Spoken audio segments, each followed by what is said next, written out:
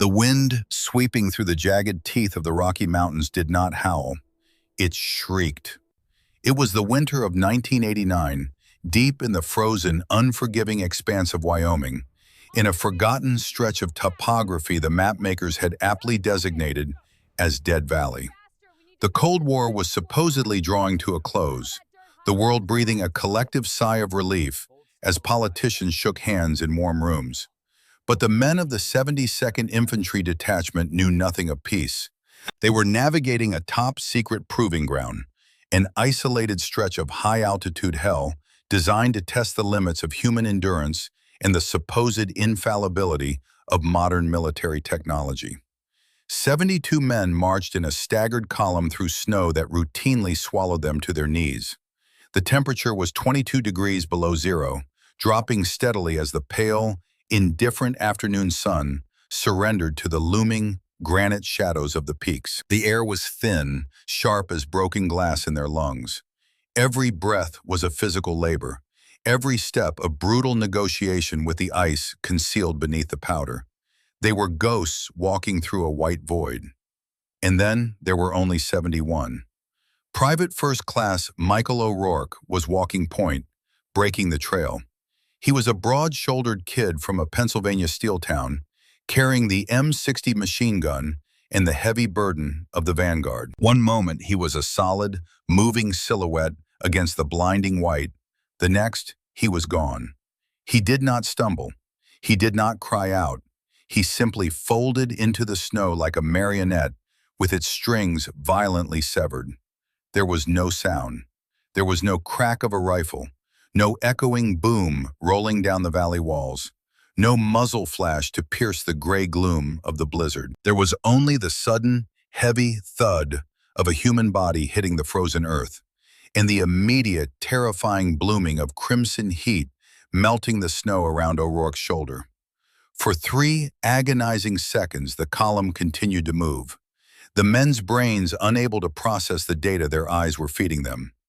Then, raw instinct and grueling months of infantry training took over. "Man down! Contact front!" The scream was swallowed instantly by the shrieking wind, but the ripple effect was immediate. 71 rifles swung up, safeties clicking off in a jagged metallic chorus of steel. Men threw themselves into the snow, seeking cover behind boulders and snowdrifts that offered little more than the illusion of safety. The valley, moments before a picture of grueling but organized endurance, transformed into a tableau of desperate, searching tension. At the center of the column, Captain Richard Sterling dropped to one knee, his heart hammering against his ribs like a trapped bird. Sterling was 30 years old, a golden boy of West Point, his uniform pristine beneath his heavy winter gear, his career trajectory plotted with mathematical precision. He was a man who believed implicitly in the textbook, in the undeniable superiority of American tactical doctrine, and above all, in his equipment. Sterling frantically raised his AN/PAS-7 thermal imaging sight, a heavy, state-of-the-art piece of Cold War hardware that promised to turn night into day and strip away the enemy's concealment. He swept the heavy optic toward the towering eastern ridge, the most logical, tactically sound location for an ambush. High ground. The textbook demanded that the enemy always sought the high ground. But the eyepiece offered nothing. It was a swirling, nauseating soup of neon green static. The heavy blizzard, the dense falling snow, and the ambient freezing temperatures were completely washing out the thermal signatures. The machine, Sterling's primary crutch and greatest comfort, was blind. "Talk to me," Sterling barked into his PRC-77 radio handset, his voice tight, pitching an octave higher than normal. "Platoon leaders, report sight lines. Give me a target." Static hissed back at him. The mountain itself seemed to be jamming their comms. Sterling tapped the side of his Kevlar helmet, a gesture of rising panic masked by authoritative aggression. He looked back at the eastern ridge, looming 600 feet above them, a sheer face of jagged rock and snow-choked pines. Whoever shot O'Rourke had to be up there. It was the only place that made sense. A few yards behind Sterling, Master Sergeant Silas Thorne lay flat against the ice, his weathered face impassive, his eyes narrowed into slits against the biting wind. Thorne was 62 years old, an ancient relic by the standards of the modern army, kept on for his unparalleled institutional knowledge. He had frozen in the mud of the Chosin Reservoir in Korea. He knew exactly what it felt like to be hunted by ghosts in the cold. Thorne did not look at the ridge. He did not fiddle with a radio or a thermal scope. He looked at the snow. He looked at O'Rourke's body lying 60 yards ahead, and he listened. Thorne knew that survival rarely depended on the loudest voice or the fanciest gear. It depended on seeing what was actually there, not what you expected or wanted to see. He watched the young captain frantically trying to force a situation to fit his academy textbook, and he felt a cold dread settle in his gut that had absolutely nothing to do with the Wyoming winter. Then Thorne's pale eyes shifted. He watched a solitary figure break from the defensive perimeter. It was Eleanor Stanton. She was 26 years old, the detachment's field medic.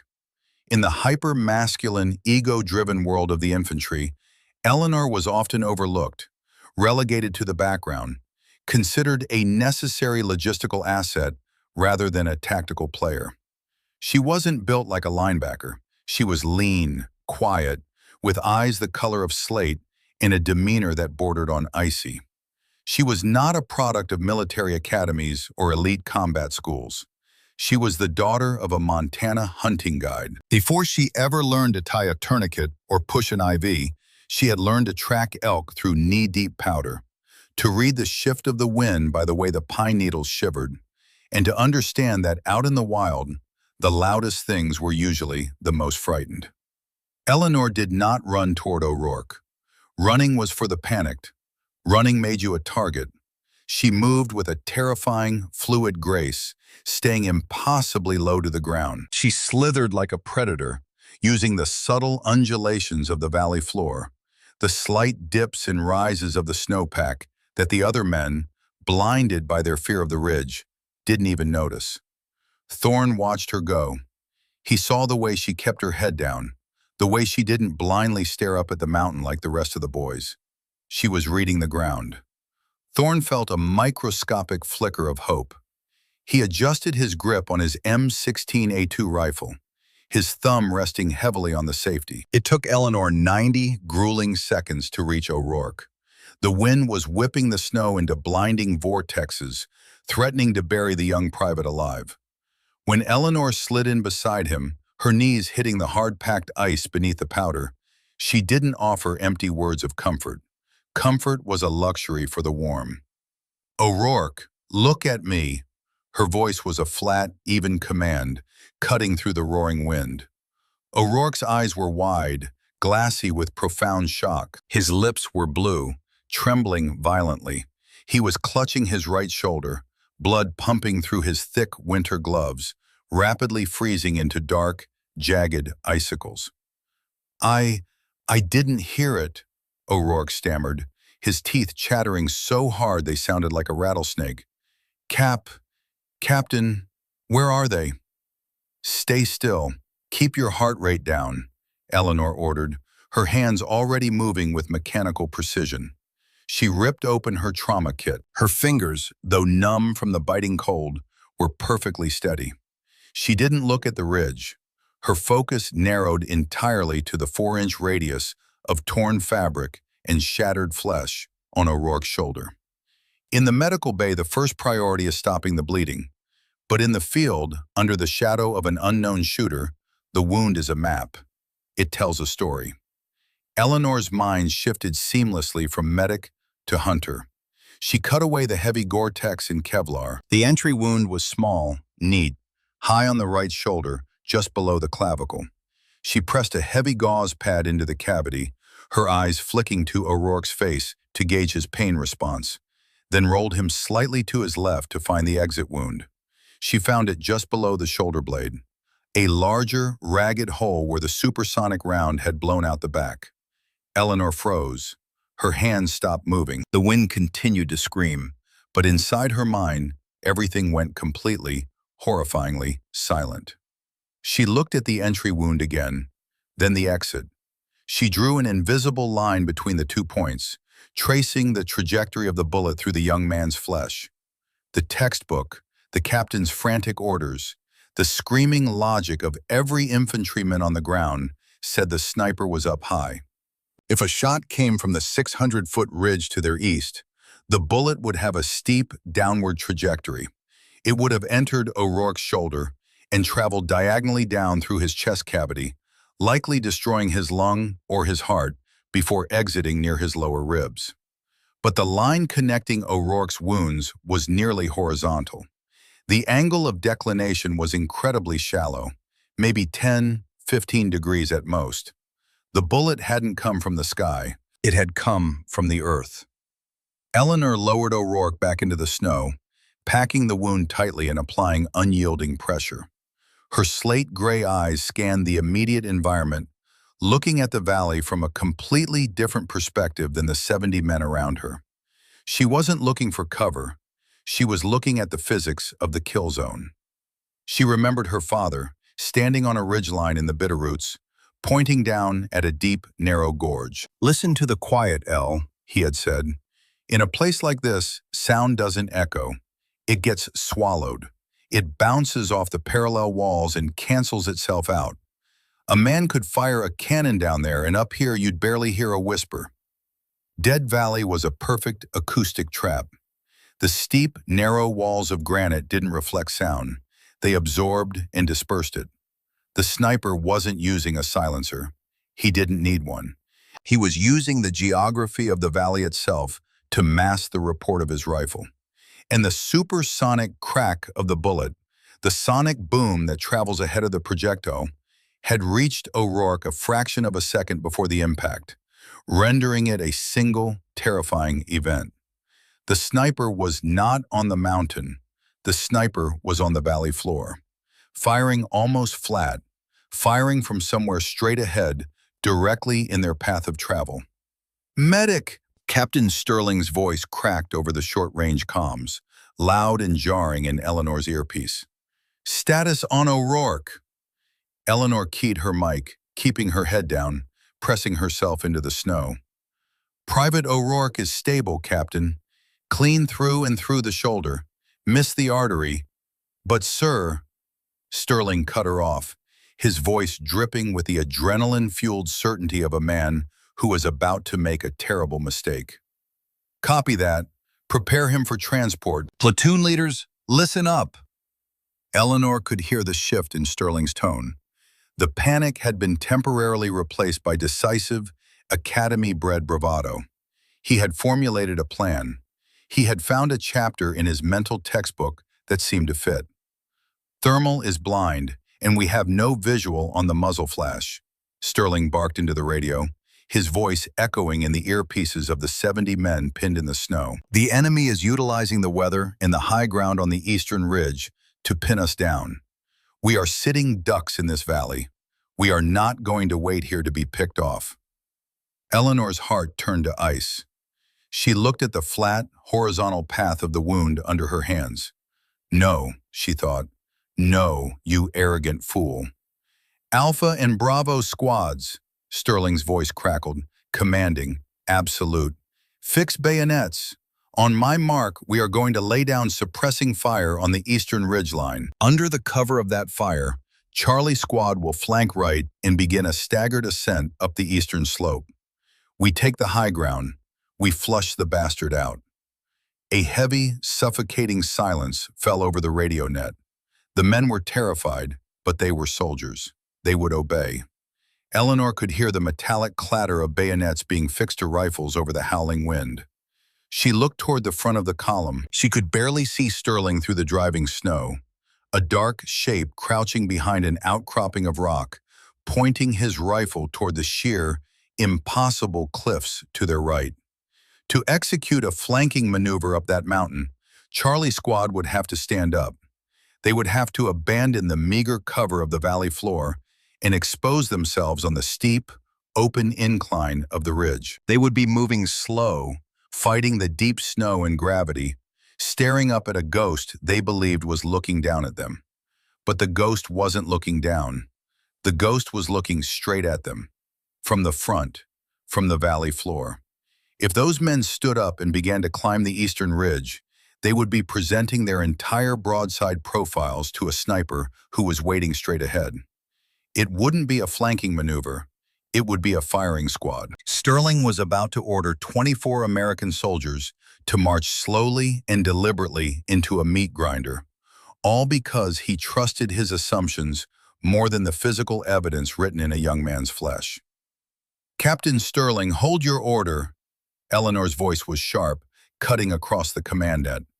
It was a severe breach of protocol. A field medic did not countermand a detachment commander under fire. "Stanton, clear the net!"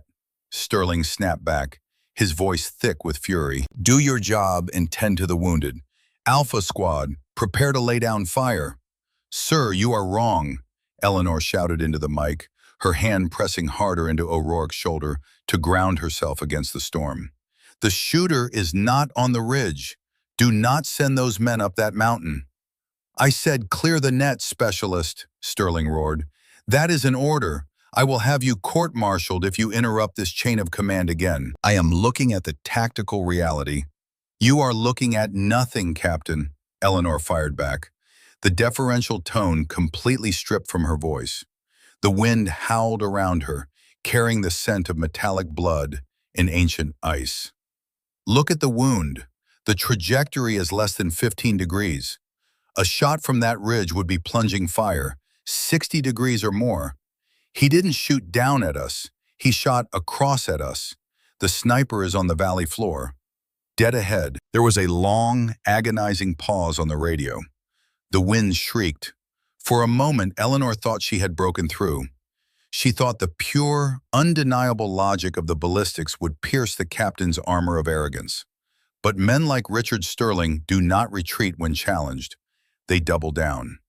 Admitting he was wrong, especially to a female subordinate, in front of his entire command, while under fire, was a psychological impossibility. "A medic playing ballistics expert," Sterling sneered over the radio, the fear in his voice mutating into vicious authority. "Your assessment is noted and dismissed, Stanton. You don't know the first thing about long-range engagement. The wind drift, the elevation, you're out of your depth. Stay with the casualty. Alpha Squad, on my mark." Eleanor knelt in the snow, the blood freezing on her gloves. She looked at O'Rourke, whose eyes were squeezed shut in pain and terror. She looked at the 24 men of Charlie Squad, shifting in the deep powder, readying themselves to stand up and climb into the crosshairs of a killer they couldn't see. She had tried the chain of command. She had tried logic. Now there was only reality and the ticking clock of a sniper who was patiently waiting for the Americans to do exactly what their textbooks told them to do. 50 yards away, Master Sergeant Silas Thorne watched the medic. He had heard the exchange on the radio. He knew Sterling was an idiot. And looking at the fierce, unyielding set of Eleanor Stanton's jaw through the blizzard, Thorne knew the young woman from Montana wasn't going to let 70 men die just to satisfy a captain's ego. The old man slowly reached down, his frozen, calloused fingers wrapping around the grip of his rifle. He didn't look at the ridge. Like Eleanor, he looked straight ahead, into the blinding white noise of Dead Valley, waiting for the girl to make her move. The battle wasn't against the mountain, and the ghost wasn't in the sky. The devil was right here on the ground with them, and it was going to take an old-school hunter to drag him into the light.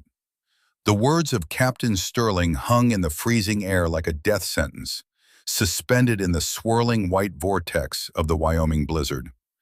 "Alpha Squad, on my mark." Eleanor Stanton pressed her face against the hard pack of the snow, the ice biting through the fabric of her uniform, numbing her cheek. She watched the men of Charlie Squad through the chaotic veil of the storm. 24 American soldiers, young men from farms in Ohio and factory towns in Michigan, were shifting their weight, fighting the deep powder, preparing to stand up and expose their entire bodies to the open expanse of Dead Valley. They were terrified. She could see it in the rigid set of their shoulders, the frantic, white-knuckled grips on their rifles. But they were infantry. They were trained to obey the chain of command, even when the command was suicidal. Sterling was operating on the blind arrogance of a man who had never truly been hunted. He was a creature of the academy, a man who believed that superior firepower and textbook flanking maneuvers could solve any tactical dilemma. He trusted the electronic hum of his useless thermal optic more than he trusted the blood pooling in the snow just inches from Eleanor's knees. He was sending them up the eastern ridge. He was sending them to die. Eleanor tightened her grip on O'Rourke's shoulder. Her hands stained a slick, freezing crimson. She opened her mouth to scream into the radio again, to risk a court-martial, to do anything to break the spell of Sterling's fatal authority. But the mountain spoke first. It was not a roar. It was not the thunderous echo of a high-caliber rifle bouncing off the granite peaks. It was that same sickening, compressed displacement of air. A localized pressure wave that popped in the ears, followed instantly by the wet, devastating sound of supersonic lead meeting human bone in Kevlar. 60 yards to Eleanor's left, Corporal Daniel Gallagher folded. He had been kneeling behind a small, jagged outcropping of limestone, preparing to lay down the suppressing fire Sterling had ordered. He didn't even have time to bring the stock of his M16 to his shoulder. The invisible sledgehammer caught him high on the right hip, spinning his heavy, winter-geared frame like a child's discarded toy. Gallagher hit the snow hard, a guttural, breathless gasp tearing from his throat, loud enough to cut through the shrieking wind. Panic, absolute and primal, finally shattered the rigid discipline of the 72nd Detachment. The men who had been preparing to stand and charge the ridge instantly threw themselves flat, burying their faces in the powder, abandoning Sterling's flanking maneuver before it even began. Shouts erupted across the command net, a chaotic chorus of fear and confusion. "Man down! Gallagher is hit! Where did it come from? I didn't see a flash. Thermal is dead.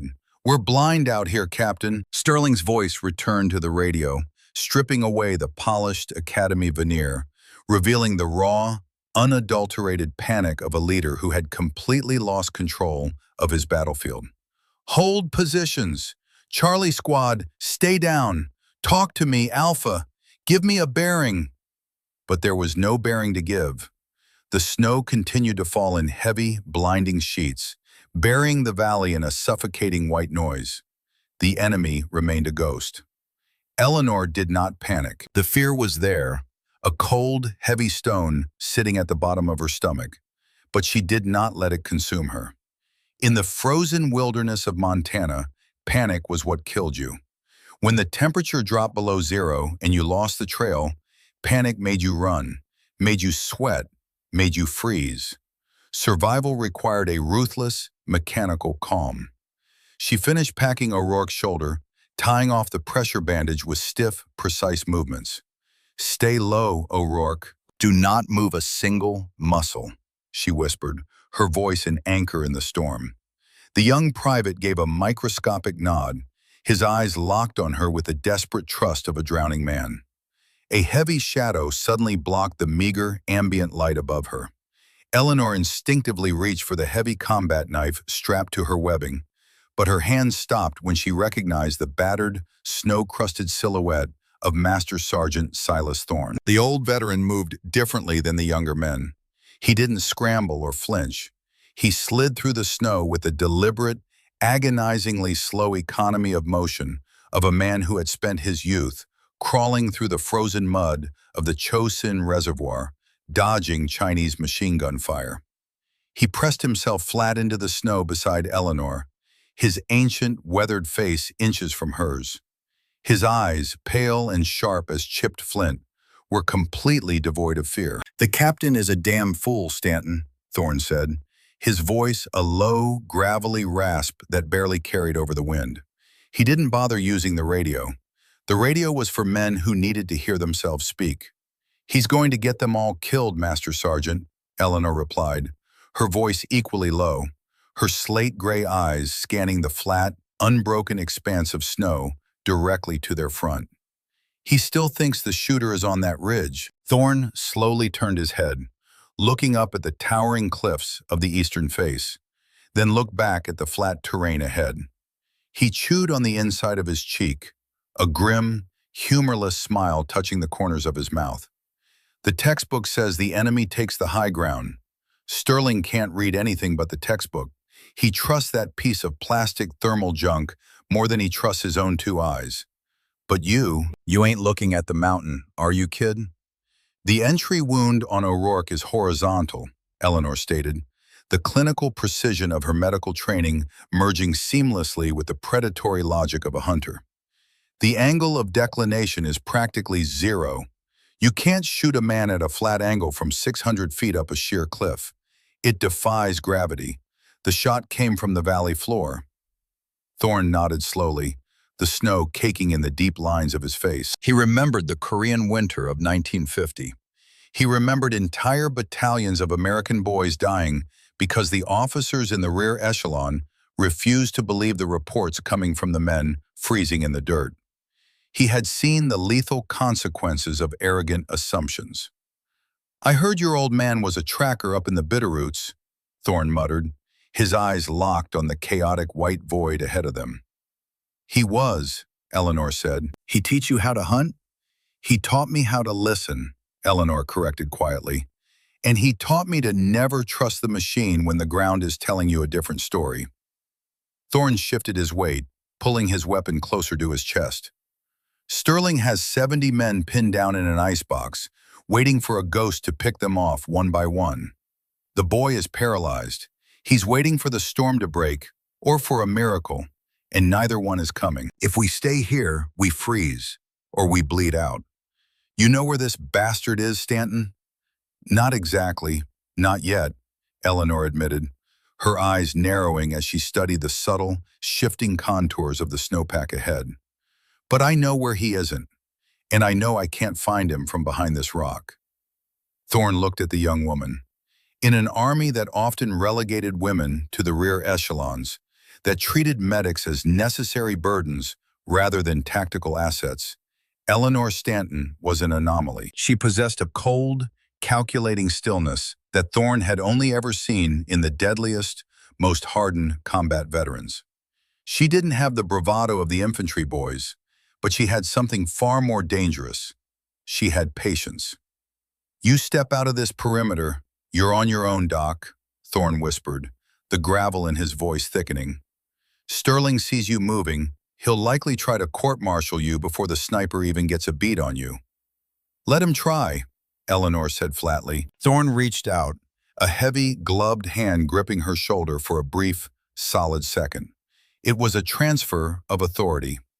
The old breed passing the mantle to the only person on the battlefield who actually understood the nature of the fight. "Don't look at the sky, kid," Thorne said. "Look at the snow. Hunt him down." Eleanor didn't nod. She simply detached herself from the meager safety of the rock outcropping and began to move. She did not low-crawl like an infantryman under barbed wire. She slithered. She became a part of the topography, a gray shadow moving imperceptibly against the white canvas of the valley. She kept her profile absolutely flat, using elbows and toes to propel herself forward, inch by agonizing inch. The cold was an apex predator, sinking its teeth through her layers of protective clothing, settling deep into her bones. But she forced her mind to detach from the physical suffering. She needed to reach Gallagher. She needed a second data point. One wound was an anomaly. 2 wounds were a pattern. It took her 4 minutes to cross the 60 yards of open, wind-blasted ice to reach the fallen corporal. The air was so cold it felt thick, resisting her movements, freezing the condensation from her breath to the collar of her jacket. When she finally slid into the shallow depression where Gallagher lay, she found him conscious, but fading fast. His face was the color of old parchment. He was clutching his hip, his fingers slick with blood that was already turning into a dark, frozen slush. "Doc," Gallagher wheezed, his eyes rolling back slightly. "It burns. God, it burns." "Quiet, Danny. Look at the sky. Don't look at me, Eleanor commanded softly, her hands moving with the same robotic, flawless efficiency. She tore away his trousers. The entry wound was on the front of the right hip, just below the iliac crest. She rolled him an inch, ignoring his muffled groan of agony, and found the exit wound on the back of the hip. Eleanor closed her eyes, letting the howling wind wash over her. Horizontal. The trajectory was perfectly, terrifyingly flat. It was identical to O'Rourke's wound. The sniper was not elevated. He was not on the ridge. He was directly ahead of them, positioned squarely on the valley floor, firing straight down the corridor of Dead Valley like a bowler aiming at pins down a perfectly level lane. She packed Gallagher's wound, tying off the heavy dressing, her mind racing. She had proven Sterling wrong, but proving the captain wrong didn't save their lives. She needed to pinpoint the shooter in a valley completely devoid of cover. The valley floor was a flat expanse of packed snow, broken only by scattered, knee-high rocks. There were no trees. There were no structures. There was nowhere for a man to hide on the surface without being spotted by 70 pairs of terrified American eyes. Eleanor lay perfectly still beside Gallagher, burying her face against the ice. She stopped looking. She started listening. In the medical ward, a doctor listens to the rhythm of a heart to understand the unseen machinery of the body. Out here, in the killing fields, Eleanor listened to the rhythm of the death. She thought back to the moment O'Rourke fell, the sudden, silent collapse, the chaos, the screaming, and then the moment Gallagher was hit. She replayed the sequence of events in her mind, not as a panicked soldier, but as a clinician reviewing a timeline. How much time had passed between the first shot and the second? She had moved to O'Rourke, 90 seconds. She had assessed his wound, 30 seconds. The radio argument with Sterling, 45 seconds.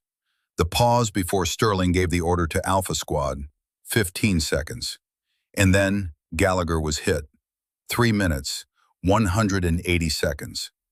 Eleanor frowned, her brow furrowing behind her snow goggles. 3 minutes was an eternity in a firefight.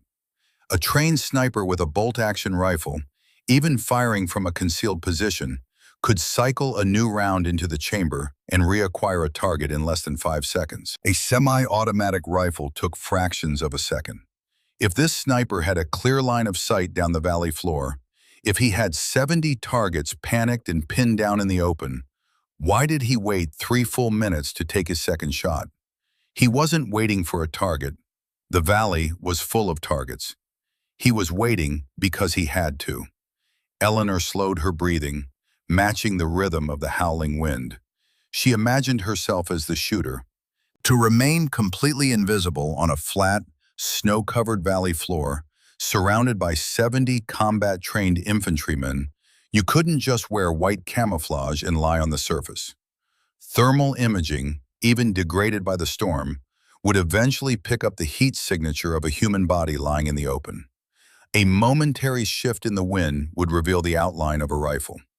To be truly invisible in this terrain, you couldn't be on the snow. You had to be under it. Eleanor's eyes snapped open. The realization hit her with the physical force of a physical blow. She looked at the flat, unbroken expanse of white stretching out ahead of the American column. It wasn't just a valley floor. It was a ceiling. She began to calculate the brutal, mechanical physics of an underground hide. A spider hole. A trench dug deep into the permafrost and covered with a reinforced roof of timber and packed snow, completely masking the thermal signature of the man inside. But a sniper in a confined, subterranean tube has a massive logistical problem. You cannot swing the barrel of a long-range rifle horizontally in a tunnel that is barely wider than your own shoulders. To change targets, to shift your aim from a man on the left flank, O'Rourke, to a man on the right flank, Gallagher, you couldn't just pivot your hips. You had to physically break your firing posture, pull the rifle back, shimmy your entire body sideways through the narrow, freezing dark of the tunnel, realign the weapon with a different, incredibly narrow firing port, Reacquire the target through the scope, control your freezing breath, and squeeze the trigger. How long would that complex, agonizingly claustrophobic maneuver take a man encumbered by heavy winter gear, operating in pitch blackness, burying under 3 feet of compacted ice? Eleanor counted the hypothetical movements in her head: the shimmy, the shift, the breathing, the realignment. It wouldn't take 5 seconds. It wouldn't take 10. It would take exactly 90 seconds to move, and perhaps another 90 to guarantee the perfect, devastating shot. 3 minutes, 180 seconds. A mechanical rhythm dictated by the physical dimensions of a frozen tomb. The sniper wasn't picking targets at random. He was a slave to the architecture of his own hide. Eleanor slowly lifted her head, her slate-gray eyes scanning the snowpack with a terrifying new clarity. She wasn't looking for a man in a white suit anymore. She was looking for the subtle, unnatural flaws in the earth itself. She was reading the architecture of the trap. Her father had taught her that nature abhors a perfectly straight line, and it rarely produces a perfectly flat surface without a reason. As she stared through the driving snow, about 30 yards ahead of the American column's vanguard, she saw it. It was almost imperceptible, a slight, elongated elevation in the snowpack, a ridge that rose no more than 4 inches above the surrounding ice, running parallel to their line of march for perhaps 20 feet. A soldier looking for a bunker would never see it. It looked like a natural snowdrift formed by the wind, but Eleanor knew how wind forms snowdrifts. They tapered. They curved. They didn't run in a rigid, geometric line with a uniform height. That wasn't a snowdrift. That was the reinforced roof of a trench. Eleanor began to crawl again. She left Gallagher's side, moving forward, pushing herself past the vanguard of the pinned-down American column. She crawled right past a young private from Alpha Squad who stared at her with wide, terrified eyes, too shocked to even call out. She was moving directly into the kill zone, crawling straight toward the imperceptible ridge in the snow. She reached the edge of the unnatural elevation. The snow here looked identical to the snow everywhere else, but as she pressed her gloved hand against it, she felt the difference. The powder wasn't soft. It was densely compacted, packed down with deliberate force over something solid. She unclasped the heavy K-bar combat knife from her webbing. She held it with a reverse grip, the 7-inch serrated blade pointing downward. Taking a slow, measured breath, she drove the knife straight down into the snowpack with all her strength. The blade crunched through 2 inches of hard ice, then another 3 inches of packed powder. And then it hit nothing. The resistance vanished instantly. The knife plunged downward, her gloved fist slamming into the surface of the snow. She had punched right through the roof. Eleanor pulled the blade back, leaving a narrow, jagged hole in the white surface. She pressed her face close to the opening, her cheek resting on the freezing ice, and took a slow, deep breath through her nose. The Wyoming blizzard smelled of ozone, pine needles, and dead, frozen air. The air rising from the tiny hole she had just punched in the earth smelled of something else entirely.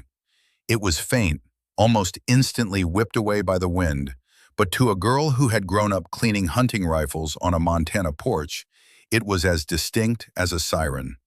Hoppa's No. 9 gun solvent, burnt cordite, and beneath the chemical tang of the weaponry, something far more visceral, the humid, stale, unmistakable scent of human sweat and concentrated body heat. Eleanor's heart hammered against her ribs, a cold sweat breaking out beneath her heavy gear, despite the sub-zero temperatures. She was right. The enemy was not on the mountain. The enemy was not an invisible ghost. He had been here long before the blizzard, long before the 72nd Detachment had even marched into the valley. He had dug a trench, roofed it with timber and steel, covered it with snow, and waited. And right now, 72 American soldiers were lying in the snow, terrified and pinned down, effectively standing on the roof of the Devil's House. Eleanor lay perfectly still, her mind racing past the mechanical reality of the bunker, and delving into the chilling psychological profile of the man inside it. She thought about the wounds again. O'Rourke, Gallagher, a sniper capable of building a subterranean hide in the middle of a frozen wasteland, a sniper capable of exploiting the acoustic anomalies of a mountain valley, a sniper capable of hitting a moving target in a blinding blizzard with a flat trajectory. That kind of man did not miss. That kind of man possessed a level of lethality and precision that bordered on the supernatural. If he wanted O'Rourke dead, he would have put a bullet through the private's medulla oblongata, snapping his brainstem and dropping him like a stone. If he wanted Gallagher dead, he would have targeted the center mass, shattering the sternum and liquefying the heart. But he didn't. He shot O'Rourke cleanly through the meat of the shoulder, missing the vital subclavian artery. He shot Gallagher through the hip, a wound that caused excruciating, paralyzing pain, but avoided the major femoral vessels. The shots were not near misses. They were master classes in calculated, non-lethal precision. Why? Why go through the unimaginable agony of lying in a frozen, pitch-black tube for weeks, waiting for the enemy to walk over your roof, only to intentionally leave them alive? The answer hit Eleanor with a wave of nausea that had nothing to do with the cold. It was a tactical doctrine so brutally pragmatic, so utterly devoid of humanity, that it took a moment for her mind to fully accept it. The sniper was a student of American military psychology. He knew the foundational creed of the United States Armed Forces: leave no man behind. It was hammered into every recruit from the moment they stepped off the bus at Fort Benning. It was a point of absolute, unwavering pride. An American unit would risk entire platoons, would call in millions of dollars of air support, would fight to the last drop of blood to recover a single wounded comrade. The ghost in the tunnel knew this, and he was weaponizing their own honor against them. If the sniper put a bullet through O'Rourke's brain, O'Rourke became a corpse. A corpse is a tragedy, a horrific loss, but tactically, a corpse is a static object. You mourn a dead man, but you don't have to carry him while under fire. You can leave him in the snow and push forward to eliminate the threat. A dead man removes one rifle from the fight, but a wounded man screaming in the snow, bleeding out, begging for help, that was an entirely different tactical reality. To save O'Rourke, Eleanor had to stop and expose herself. To move O'Rourke, it would take 2, perhaps 3 healthy infantrymen to carry him, dropping their rifles, taking their eyes off the enemy, becoming slow, massive, lumbering targets in the deep snow. By shooting O'Rourke in the shoulder, the sniper hadn't just removed 1 man from the fight, he had effectively paralyzed 4. By shooting Gallagher in the hip, he had paralyzed 4 more. He didn't want to kill them quickly. He wanted to bleed the detachment dry. He wanted to turn 72 highly trained, combat-effective infantrymen into a terrified, immobile fleet of stretcher-bearers, bogged down by their own morality, frozen in the snow above his head, waiting helplessly for his internal 90-second clock to reset so he could shatter another hip, pierce another shoulder, and tighten the invisible noose. It was a strategy of pure, calculated attrition. It was the cruelest math Eleanor had ever encountered. She slowly withdrew the K-bar knife from the vent hole, packing a handful of loose powder over the puncture to seal the scent of the gun oil back into the earth. She didn't want the man below to feel the sudden draft of Arctic air. She didn't want him to know that the American medic had just mapped the dimensions of his tomb. Eleanor began to slide backward, reversing her path through the snow, moving with the same deliberate, ghostly silence. She crawled back toward the command element, back toward the frantic voice of Captain Sterling, who was still screaming useless orders into a dead radio, still obsessing over a mountain that harbored nothing but rocks and wind. She bypassed the terrified young privates of Alpha Squad, her slate-gray eyes fixed on the weathered, unmoving silhouette of Master Sergeant Thorne. The old veteran had not moved an inch. He was still watching her, his rifle ready, his face a mask of grim expectation. When Eleanor finally reached Thorne's position, she didn't collapse. She didn't gasp for breath. She pulled herself up until she was kneeling shoulder to shoulder with the old man, her uniform stiff with frozen blood and packed ice. Thorne looked at her face. He saw the cold, terrifying clarity in her eyes. It was the look of a hunter who had finally cornered a man-eater. "You found him, Doc?" Thorne asked, his voice barely a vibration in the howling wind. "I didn't just find him, Master Sergeant," Eleanor said, her voice dropping to a whisper of absolute, lethal certainty. "I know exactly what he's doing, and I know how to kill him." Master Sergeant Silas Thorne did not ask Eleanor to explain herself twice. He had survived the frozen hellscapes of the Chosin Reservoir not by questioning the instincts of those who could read the battlefield, but by recognizing the rare, cold truth when it stared him in the face. He looked at the young woman kneeling beside him in the blood-stained snow. She was not trembling. The biting Wyoming wind whipped her hair across her face, but her slate-gray eyes were locked in a stare of absolute predatory focus. She had mapped the Devil's Tomb. Now they had to bury him in it. Eleanor and Thorne crawled back toward the command element. The journey of 30 yards felt like a mile in the suffocating blizzard. All around them, the men of the 72nd Detachment lay paralyzed, a scattered collection of terrified green shapes buried under the white powder. They were waiting for the next invisible hammer blow. They were waiting for their captain to save them. Captain Richard Sterling was crouched behind a jagged slab of granite, his face pale and drawn tight with the agonizing realization that his command was disintegrating. He was furiously keying the handset of his PRC-77 radio, screaming for artillery support that was never going to come. The storm was too thick. The birds were grounded. The guns were blind. Sterling was a man drowning in a sea of textbook theory, grasping for a lifeline that did not exist in Dead Valley. "Captain," Eleanor said, her voice cutting through the hiss of the radio static and the howling wind. Sterling whipped his head around, his eyes wild and desperate. When he saw it was only the medic, his desperation instantly curdled back into defensive fury. "Stanton, I ordered you to stay with the casualties. What the hell are you doing off the line?" "The casualties are stabilized, sir," Eleanor replied, her tone completely devoid of the required military deference. She was not a subordinate speaking to an officer. She was a hunter stating a fact to a man who was about to step into a bear trap. "And if you order Charlie Squad to stand up and flank that ridge, every single one of them will be dead before they take 10 steps. Sterling's face flushed a deep, dangerous crimson.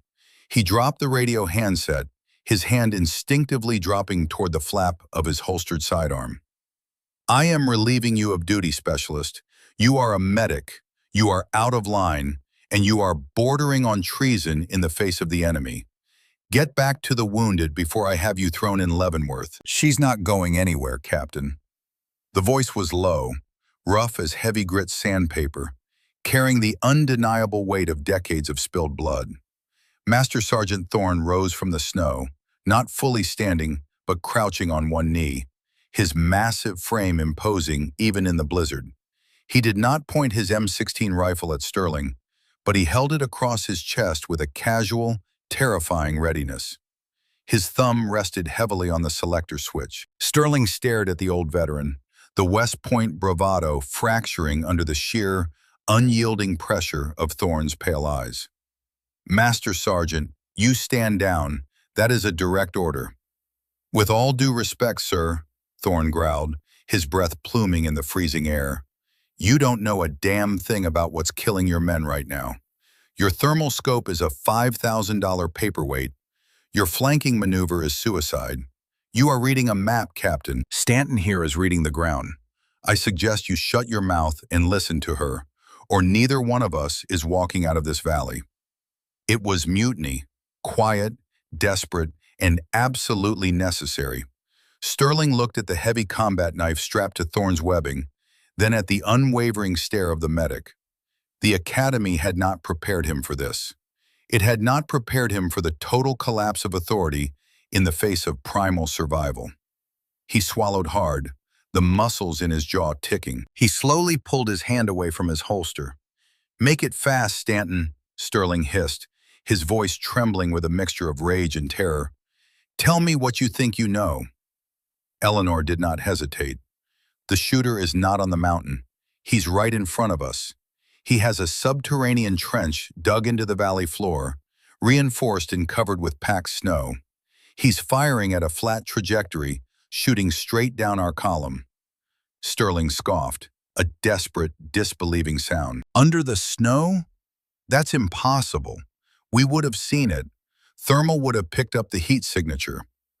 "Thermal can't see through 3 feet of packed ice and timber, sir," Eleanor countered clinically. "He's been here for weeks. He built the hide before the winter storms hit. He's completely insulated. I found one of his ventilation tubes 30 yards ahead of Alpha Squad. The smell of gun oil and body heat is venting right out of the snowpack." Sterling stared at her, the reality of her words slowly piercing his armor of denial. He looked out at the flat, unbroken expanse of the valley. The idea that his entire detachment was pinned down, terrified of the sky, while the enemy was quite literally resting beneath the soles of their boots, was a tactical nightmare beyond his comprehension. "And the casualties?" Sterling asked, his voice suddenly hollow. "O'Rourke, Gallagher. If he's got a flat line of sight down the whole column, why didn't he put a bullet through their heads?" "Because he wants us exactly where we are," Eleanor said, delivering the brutal truth without flinching. "A dead man is a tragedy. A wounded man is a massive logistical anchor. He knows our doctrine. He knows we won't leave O'Rourke or Gallagher. By wounding them, he's effectively paralyzed 8 of our men who have to treat and carry them. He's not shooting to kill, Captain. He's shooting to bleed us to death. He wants us to freeze in place, trying to save our wounded, while he picks us apart every 90 seconds. 90 seconds, Thorne repeated, his eyes narrowing. That's his cycle. It's a confined space, Eleanor explained, drawing a rough diagram in the snow with her gloved finger. He can't just pivot his rifle. To change targets across our wide formation, he has to completely break his firing posture, crawl backward in a tunnel barely wider than his shoulders, shift his weapon to a new angle, and reacquire his target through a tiny firing port. I timed the gap between the shots on O'Rourke and Gallagher. 180 seconds, exactly 2 90-second cycles. He's methodical. He's a machine. Sterling looked at the crude drawing in the snow, then up at the roaring blizzard. The command structure in his mind had completely collapsed, replaced by the grim, undeniable mechanics of the slaughterhouse Eleanor had just mapped. He was no longer the arrogant officer. He was just a terrified young man realizing he had been outplayed. "All right," Sterling whispered, his voice cracking. "All right, if he's under the snow, we drop artillery on the whole grid. We pound the valley floor until the bunker caves in." "We don't have artillery, Captain," Thorne reminded him brutally. "The birds are grounded. We have what we carry."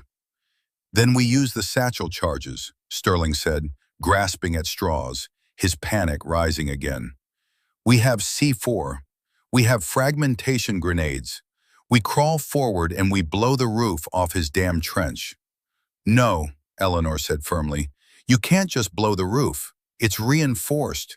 We don't know how deep the trench goes or where his reinforced sleeping quarters are. If you drop a charge blindly on the snowpack, the blast will disperse upward. It might not penetrate the timber. It will just let him know we found him, and he'll transition to rapid, lethal fire from his secondary ports. He will slaughter the vanguard squad before they can even pull the pins." Thorne nodded in agreement. "She's right. To crack a bunker like that with infantry charges, you can't blow the roof. You have to put the explosive right through the front door. You have to detonate it inside the structure so the concussive force bounces off the walls and turns his organs to jelly." "The firing port," Eleanor said. "The loophole he's shooting through. It's the only unarmored breach in the entire structure. If we can get a grenade through that port, The bunker becomes a pressure cooker. The overpressure will kill him instantly. Sterling looked out into the blinding white. But we don't know where the port is. The snow is completely flat. We can't see the hole until he fires. Exactly, Eleanor said. The single word hung in the freezing air, heavy and absolute. A profound, suffocating silence fell over the three of them, broken only by the shriek of the Wyoming wind. Thorne looked at Eleanor, his ancient eyes reading the horrific calculus forming behind her slate-gray stare. He knew what she was going to say before she even opened her mouth. And for the first time since Korea, the old master sergeant felt a cold spike of genuine dread. To find the firing port, Eleanor continued, her voice devoid of any emotion, a pure, clinical assessment of reality. Someone has to make him open it. Someone has to give him a target he can't resist. Someone has to stand up and walk into the kill zone. Sterling recoiled as if he had been struck. Bait, you're talking about a suicide mission. You want me to order one of my men to walk out there and take a bullet just so we can see where the muzzle flash comes from? I am not asking you to order anyone, Captain, Eleanor said, slowly rising from the snow. She checked the heavy buckles of her load-bearing equipment, ensuring nothing was loose. She tightened the strap of her Kevlar helmet. Thorne reached out and grabbed her wrist with a grip like a steel vise. No, absolutely not, Stanton. You're the medic. We need you to patch the holes, not make new ones. I'll do it. I'm an old man. I've lived on borrowed time since 1950 anyway. Eleanor looked down at the weathered hand gripping her arm. She felt a profound wave of respect for Thorne, the only man in the valley who had trusted her. But she shook her head slowly, her eyes locking onto his. You can't do it, Master Sergeant, she said softly. You're infantry. If you step out there, you'll move like a soldier. You'll instinctively try to seek cover. You'll flinch. You won't be able to time the cycle. You haven't been counting the seconds in your sleep. I have. Thorne's jaw locked. He knew she was right. I know the rhythm, Eleanor continued, her voice steady, unwavering. I know the 90-second clock. It takes him time to shift, time to reacquire, time to settle his breathing. I know exactly when he's going to pull that trigger. I won't be relying on luck. I'll be relying on math. It's madness, Sterling whispered, staring at the young woman as if she had grown a second head. You're a girl from Montana. You're not a combat operator. Eleanor turned her gaze to the captain. The icy contempt in her eyes made Sterling physically shrink back against the rock. My father shot elk at 1,000 yards in crosswinds that would blow your West Point textbook clean off the table, Captain. I know how a sniper breathes. I know how a sniper thinks. I am the only one who can walk out there and walk back alive. You get your breach team ready. Give them the heavy fragmentation charges. When I drop, you look for the hole. You don't hesitate. You don't wait for my signal. You blow the earth wide open. She gently but firmly pulled her wrist free from Thorne's grasp. She did not wait for Sterling's permission. She turned her back on the command element and began to walk toward the vanguard of the American line. She moved through the pinned-down soldiers of Alpha Squad. They looked up at her from their frozen craters, their faces masks of sheer terror and utter confusion. They were watching their medic, a woman armed with nothing but trauma dressings and a sidearm she had never fired in combat, walking calmly toward the invisible slaughterhouse that had them all paralyzed. Eleanor stopped at the very edge of the perimeter. Beyond her boots lay the flat, unbroken expanse of the kill zone. 30 yards of pure, open ice. She closed her eyes for a brief moment. She didn't pray. She didn't think of her father or the warm cabin in the Bitterroots. She emptied her mind of everything except the mechanical ticking of a clock. She visualized the man in the dark beneath the snow. She imagined him shifting his weight, pulling his heavy winter coat through the narrow tunnel, bringing the cold steel of his rifle scope up to his eye. She took a breath of the razor-sharp air, and she stepped out. She did not run. Running triggered a predator's instinct to snap the trap shut immediately. Running made you erratic, unpredictable, impossible to time. Eleanor walked. She walked with a deliberate, agonizingly slow, rhythmic pace. She kept her posture completely straight, her arms loose at her sides. She presented the largest, clearest, most arrogant target possible. 1, 2, 3. The wind shrieked, tearing at her clothes, trying to push her off balance. She kept her eyes fixed straight ahead, staring at the imperceptible ridge in the snow. 10, 11, 12. Behind her, she knew Thorne was crouched like a coiled spring, his eyes burning through the blizzard, a heavy fragmentation grenade clutched in his fist. She knew the breach team was ready, their muscles screaming with adrenaline. 20, 21, 22. Every step felt like walking underwater. The cold was numbing her extremities, but her mind was a burning furnace of concentration. She was no longer a medic. She was the elk stepping into the clearing. She was the bait. 30. In the subterranean darkness, the Soviet sniper stopped shifting.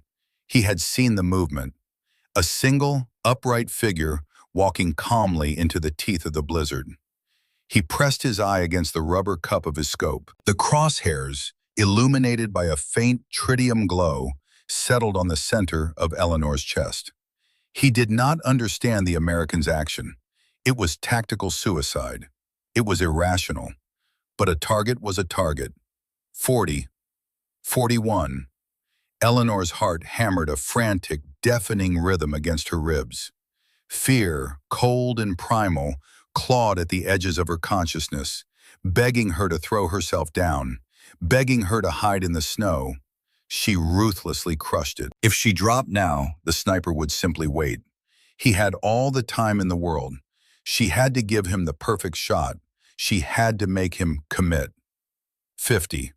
The sniper breathed in deeply, the freezing air filling his lungs. He let half of it out and held it. The crosshairs rested perfectly over the American's heart.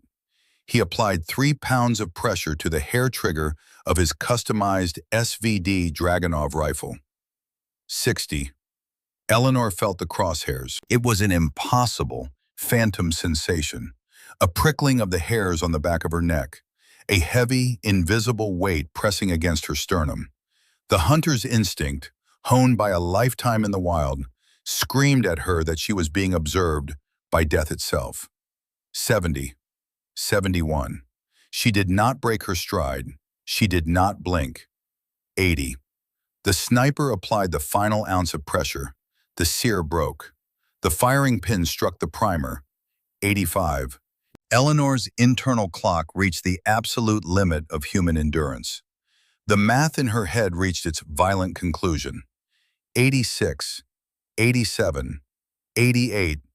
Eleanor Stanton threw her entire body weight violently to the left and downward, not falling, but driving herself into the hard ice with explosive force. A millisecond later, the air where her chest had just been violently shattered. The supersonic crack of the 7.62mm round was deafening, a physical blow that ripped through the blizzard. The bullet passed so close to Eleanor's shoulder that she felt the searing heat of its friction scorch the fabric of her jacket. It buried itself deep into the granite wall behind the American column. But Eleanor was not looking at the bullet. She was looking straight ahead.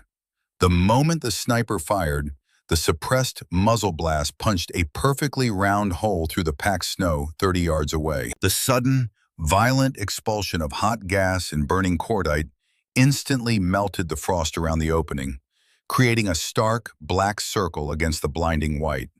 A faint wisp of gray smoke curled out of the earth like the breath of a demon. "There!" Eleanor screamed, her voice tearing her throat raw. She didn't need to shout. Master Sergeant Silas Thorne had seen it. The old veteran moved with a speed and ferocity that defied his age. He vaulted over his cover, lunging forward through the deep snow with his arm cocked back. He didn't fire his rifle. He didn't waste time aiming. He used his momentum to close the distance. He hooked the pull ring of the M67 fragmentation grenade onto his combat webbing and ripped it free with a violent jerk of his arm, an old-school maneuver born of pure muscle memory instinct. He didn't throw it like a baseball. He pitched it underhand, a low, flat trajectory perfectly calculated to skip across the ice. The heavy steel sphere bounced once, twice, and dropped directly down the dark, smoking hole of the firing port. "Fire in the hole!" Thorne roared, throwing his massive body backward onto the snow, covering his head with his arms. Eleanor pressed herself flat, burying her face in the ice, her hands over her ears. Deep beneath the earth, the Soviet sniper had just cycled the bolt of his rifle, realizing with cold mechanical shock that the American had vanished from his scope. He heard the metallic clink of the grenade hitting the timber floor of his firing alcove. He had exactly 1 second to realize that his 90-second clock had been his own death warrant. The explosion did not boom. It thumped. It was a heavy, sickening, subterranean concussion that physically lifted the entire valley floor. The snowpack heaved upward, a violent eruption of packed ice, splintered timber, and gray smoke. The concussive wave ripped through the trench, blowing out the ventilation tubes in a synchronized geyser of black soot. The ground groaned, a deep tectonic shudder, and then the entire 40-foot length of the hidden bunker collapsed inward, swallowing the smoke and the fire in a massive, jagged sinkhole. The shock wave washed over Eleanor, rattling her teeth in her skull, knocking the breath from her lungs. A shower of frozen dirt and shattered wood rained down upon her back. And then, there was nothing but the howling wind. Eleanor lay still for a long moment. Her ears were ringing with a high-pitched whine. Her shoulder throbbed where she had slammed into the ice. She slowly pushed herself up onto her knees, brushing the debris from her Kevlar helmet. She looked at the massive crater smoking in the middle of the valley. The perfect, unbroken white canvas was gone, replaced by a ragged, blackened wound in the earth. The ghost was dead. Behind her, the men of the 72nd Detachment began to rise from the snow. They looked like men waking from a terrible nightmare.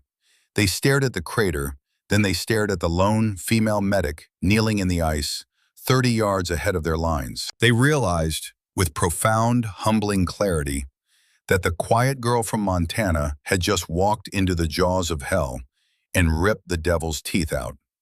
Thorne was the first one to reach her. The old master sergeant hauled her to her feet, his massive hands gripping her shoulders. He didn't ask if she was okay. He looked at her eyes, saw the steady, unbroken steel there, and nodded. It was a single, curt movement of his chin, but coming from Silas Thorne, it was the highest military honor a soldier could receive. It was the absolute respect of the old breed. "Breach team," Thorne barked, turning his attention to the crater. "Get your E-tools out. We dig. I want to see the bastard's face." Captain Sterling finally arrived, his boots crunching heavily in the snow.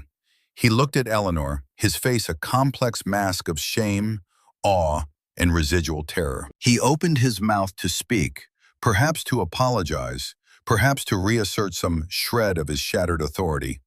But looking at the cold, hard set of Eleanor's jaw, the words died in his throat. He had nothing to say. The textbook had burned to ash, and he knew it. He silently unslung his entrenching tool and walked toward the crater to join his men in the dirt. It took them 20 minutes to excavate the collapsed hide. They dug through 3 feet of packed snow, then through the shattered remains of heavy pine logs and reinforced steel plating. The engineering of the bunker was staggering. It was not a spider hole. It was a fully realized subterranean habitat, complete with chemical heating elements, a rudimentary waste filtration system, and enough rations and purified water to sustain a man for 2 months. They found the sniper in the forward-firing alcove. The overpressure from the grenade had been absolute. The man was dead, his body thrown violently against the rear timber wall. He was a large man, dressed in a layered, high-tech thermal suit that completely masked his heat signature. He wore no insignia, no rank, no identifying patches. His face was a hard, angular mask of pale Slavic features. Spetsnaz, Thorne muttered, looking down at the body. Soviet deep cover asset. They planted him here to test our response times, to see how a mechanized infantry unit handles an invisible threat in extreme conditions. He was a human laboratory, and we were the lab rats. Eleanor knelt beside the shattered remains of the sniper's custom Dragunov rifle. Beside the weapon, half buried in the dirt, was a small, black leather notebook. She picked it up. The cover was worn smooth from constant handling. She opened the pages. The entries were written in neat, precise Cyrillic script. She couldn't read the words, but she didn't need to. The universal language of the predator was laid out before her. Dates, coordinates, wind speeds, barometric pressures, and at the bottom of the page, a series of tally marks, grouped in neat blocks of 5. Eleanor counted them. Her breath caught in her throat. The cold that washed over her was far deeper than the Wyoming blizzard. Thorne noticed her stillness. "What is it, Doc?" Eleanor looked up, her slate-gray eyes meeting the old veteran's gaze. "This wasn't his first patrol, Master Sergeant. He's been out here all winter. Every squad that went missing during the extreme weather exercises. It wasn't the cold, it was him." She held up the notebook, her thumb tracing the final, chilling entry. 74, Eleanor whispered. The number hung over the open grave, a monstrous monument to the lethality of the man lying dead in the dirt. He had 74 confirmed kills before we walked into this valley. Sterling, standing at the edge of the crater, went completely white. 74 American soldiers, dead in the snow, written off as training accidents or weather fatalities, all because the chain of command had refused to look past their thermal scopes and their textbooks.